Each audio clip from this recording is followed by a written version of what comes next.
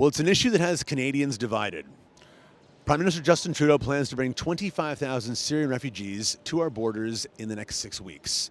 And according to an Angus Reid poll, 54% are in opposition, while 42% are in favor. We take to the streets of Vancouver tonight to see what you have to think. I'm fine with it. I don't have any problem with it. It's a good thing that they're coming to Vancouver, actually, so it's good, yeah. For the people that are against it, their reasons are pretty unfounded and mostly fear-based, and that fear is unreasonable. How does the recent attacks in Paris change your thought process around that? I mean, anywhere that you go and you talk to people about this, it's the same thing. Like making a judgment on an entire people's based on the actions of a very select few is ridiculous. When you think about things like the Paris attacks, it instills fear in people, and that can be a very dangerous thing.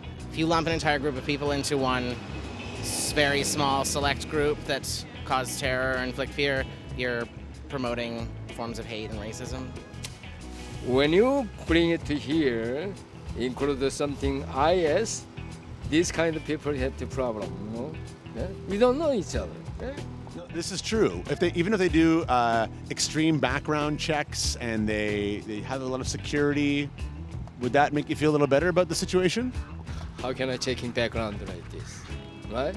You are not sure. Yeah? Is it even European countries the same thing, right?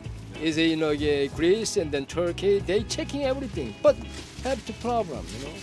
I think that each country can get refugees from another countries, and countries like Canada is the second biggest country in the world, so I think they have room for some refugees. Huh? Yeah, I think as long as they filter and do background checks on the refugees coming in, and if they find a place for them, then for me personally, it's all cool. At first, I was a little bit skeptical about it, just because you never know what you're going to get in 25,000 people. But at the same time, you look back in history and there's a whole bunch of Jewish people that tried to come during the Holocaust to Canada. We turned them away, they went back to Germany, and a lot of them got killed. So, you don't want to repeat history that's bad history. You want to do something better. Well, you just have to remember we're all one. Nobody's meant to be displaced, and the world's not a fair place. Nobody said the world was set up for anybody to be treated equally. People really need to understand what equality means and what one life means compared to another life. Like, they're all sacred. At the basis of it is that we're all one, and we need to try and communicate that way in a way that's not mystical or not theological in any way. It's just a reality.